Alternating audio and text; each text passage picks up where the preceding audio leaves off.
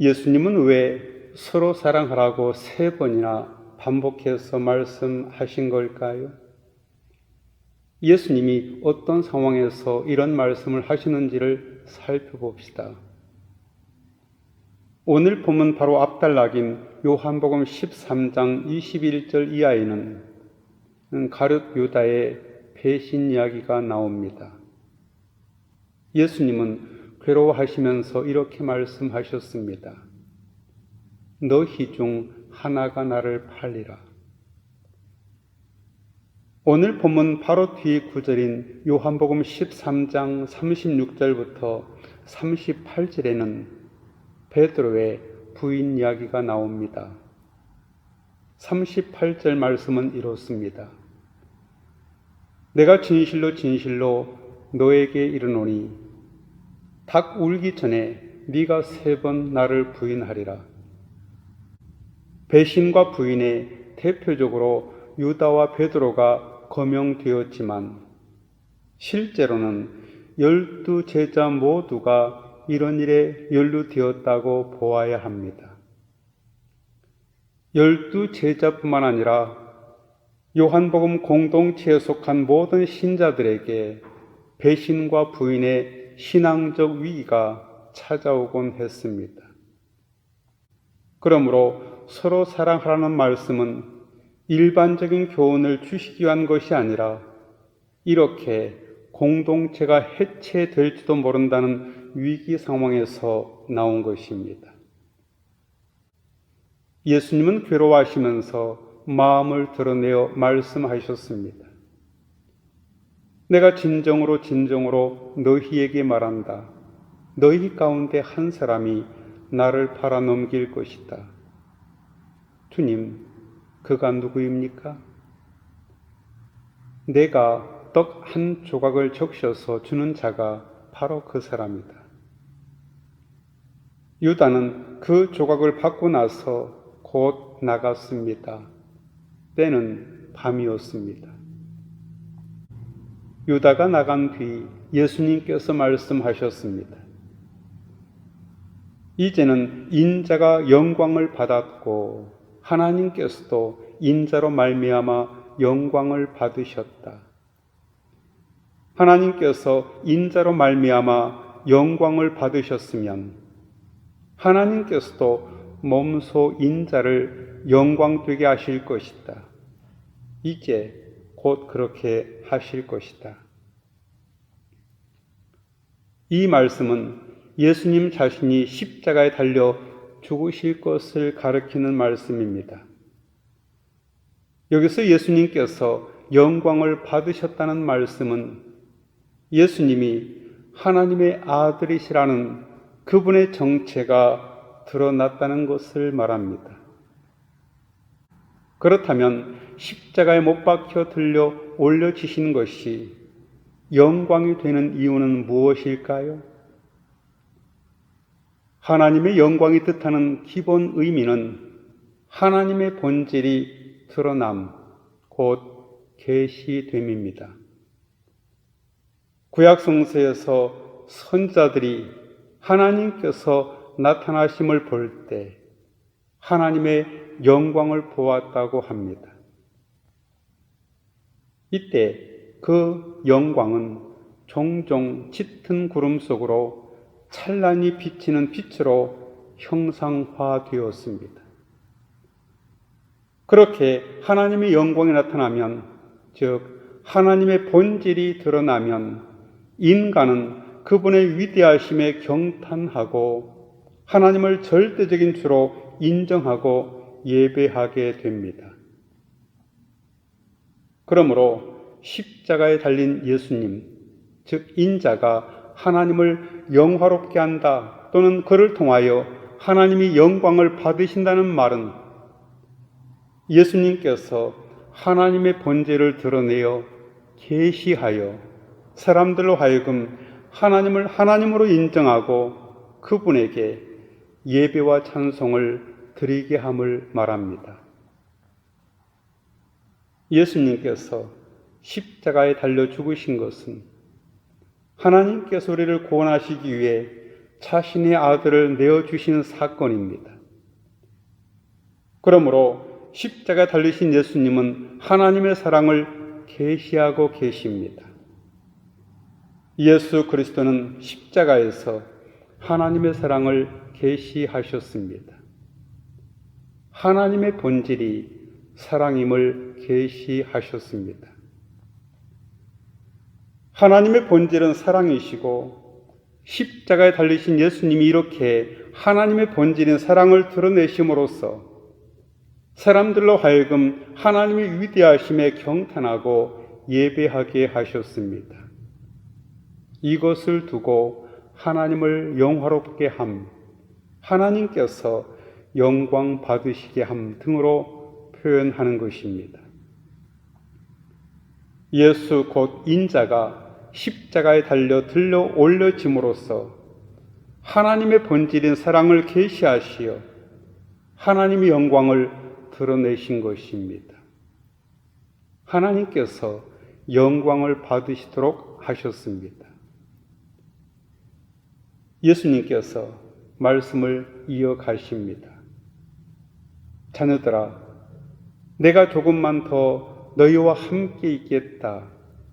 그러나 너희가 나를 찾을 것이다. 내가 전에 유대 사람들에게 내가 가는 곳에 너희는 올 수 없다고 말한 것과 같이 지금 너희에게도 말하는데 내가 가는 곳에 너희는 올 수 없다.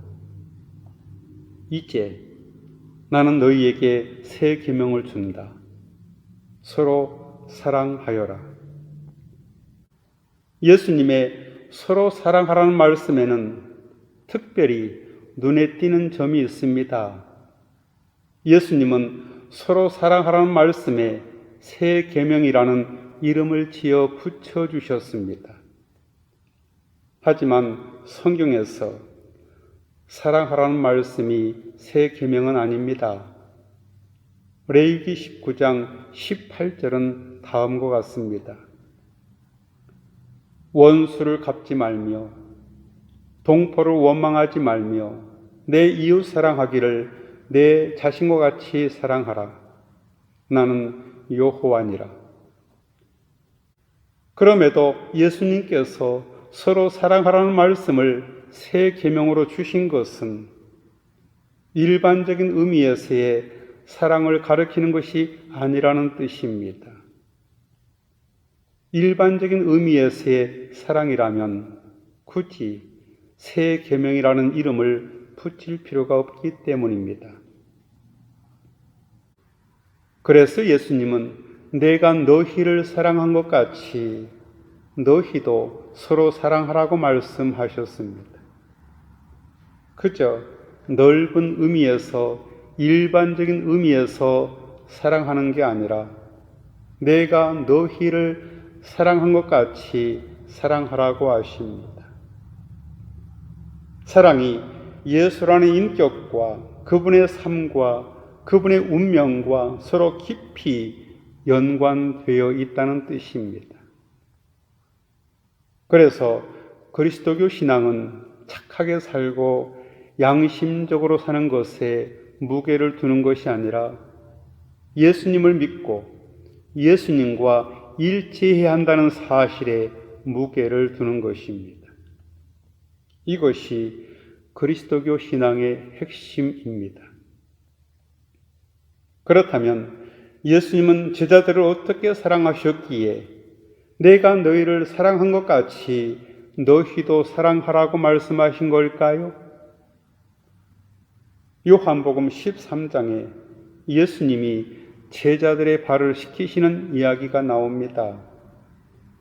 13장 14절 15절에서 예수님은 이렇게 말씀하셨습니다.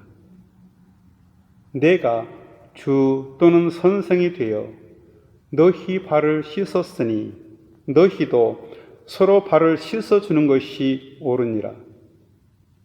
내가 너희에게 행한 것 같이 너희도 행하게 하려 하여 본을 보였노라.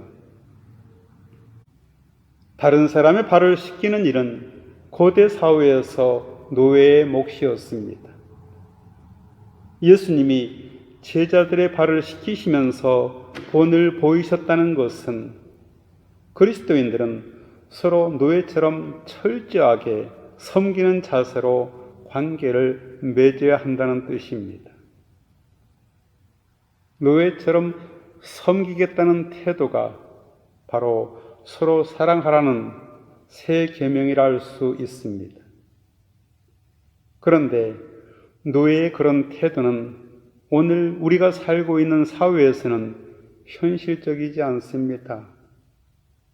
그럼에도 불구하고 주인의 발을 씻기는 노예처럼 서로 사랑하라는 예수님 이 말씀이 제자 공동체에 해당되는 것이기 때문에 오늘날 제자 공동체라 할 교회 안에서만이라도 실현되어야 할 것입니다.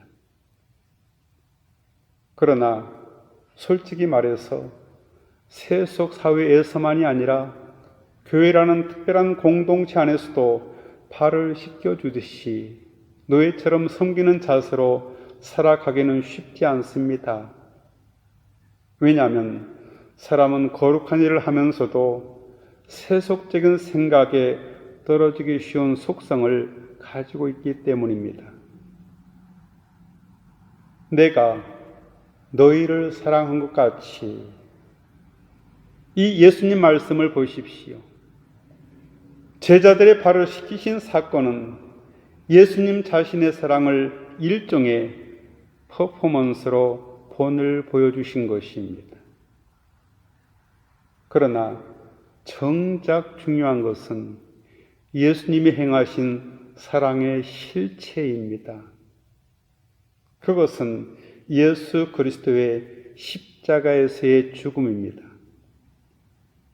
요한복음 3장 16절 말씀은 이렇습니다.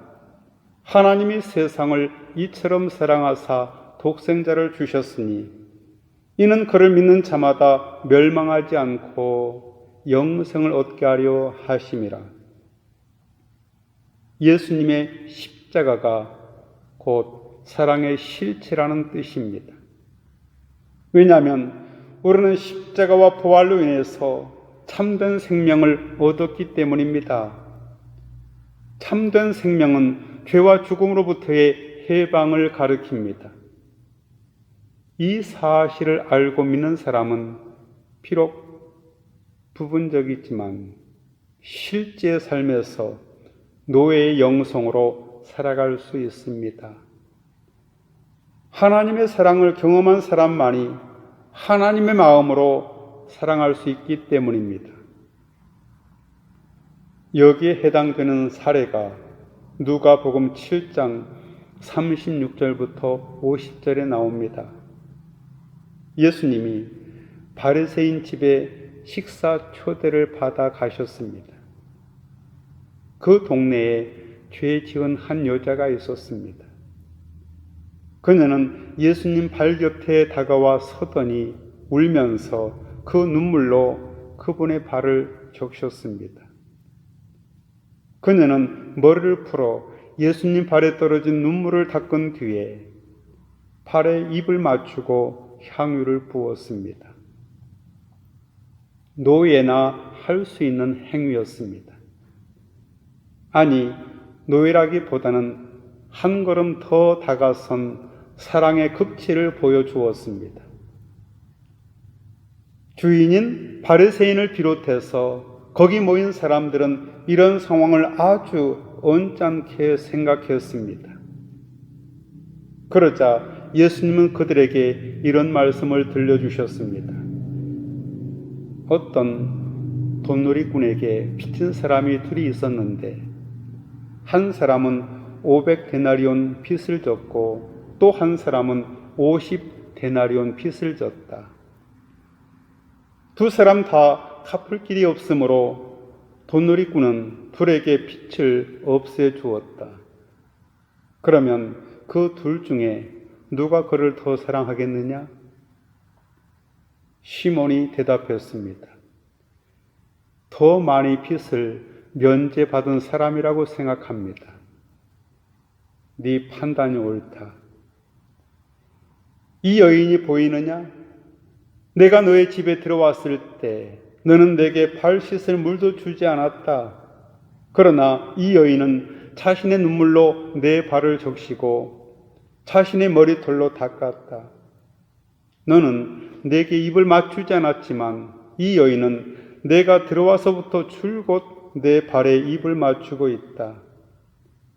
너는 내 머리에 기름을 발라주지 않았으나 이 여인은 내 발에 향유를 부어 주었다. 그러므로 내가 너에게 말한다. 이 여인은 그 많은 죄를 용서받았다. 그것은 이 여인이 나를 많이 사랑했기 때문이다. 그러나 용서받은 것이 적은 사람은 적게 사랑한다. 그러고 나서 예수님은 여인에게 말씀하셨습니다. 네 죄가 용서받았다. 예수님은 이 여인에게 사랑이 많다고 하시면서 사함을 받은 일이 적은 자는 적게 사랑하느니라 하고 바리새인을 책망하셨습니다. 지성인의 한 전형이라 할 바리새인은 책 잡힐 일이 많지 않은 사람이기에 결국 사랑의 능력도 없는 사람이라는 말씀입니다. 우리는 서로 사랑하라는 말씀을 들었습니다. 그러나 이게 억지로는 되지 않습니다. 그리고 이 말씀을 사랑의 명령으로 받아들여서도 안 됩니다. 사랑은 율법이나 윤리가 아니라 예수님을 생명으로 경험한 사람들에게서 나오는 삶의 능력입니다. 내가 너희를 사랑한 것 같이 이 말씀을 꼭 기억하십시오. 그분의 사랑을 아는 것만큼 우리는 서로 그리고 창조적으로 사랑할 수 있게 될 것입니다. 주님 말씀하십니다. 너희가 서로 사랑하면 모든 사람이 그곳으로서 너희가 내 제자인 줄 알게 될 것이다. 같이 기도하겠습니다. 하나님, 십자가에 달리시고 높이 들림을 받으신 성자 예수께서 보여주신 사랑 가운데서 저희가 하나님의 영광을 봅니다.